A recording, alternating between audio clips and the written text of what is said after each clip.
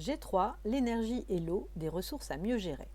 Comment mieux gérer les ressources mondiales en eau et en énergie? Première partie, la question des ressources énergétiques. Grand A, des besoins croissants. La consommation d'énergie a fortement augmenté depuis les années 1960. La croissance démographique mondiale et l'industrialisation expliquent cette hausse. La consommation d'énergie est très inégale à l'échelle mondiale.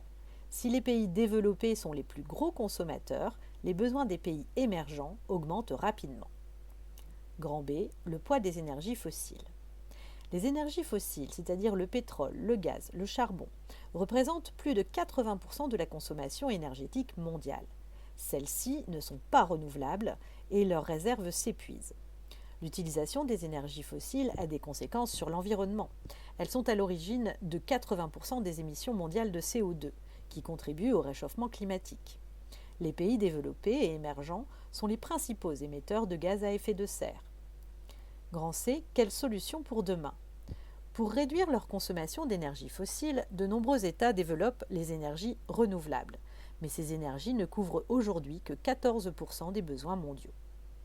Deuxième partie, l'eau, une ressource essentielle. L'eau douce, c'est-à-dire l'eau que l'on trouve dans les cours d'eau, les lacs ou les nappes phréatiques, ne représente que 2,5% de l'eau disponible sur Terre. Les besoins en eau augmentent dans le monde.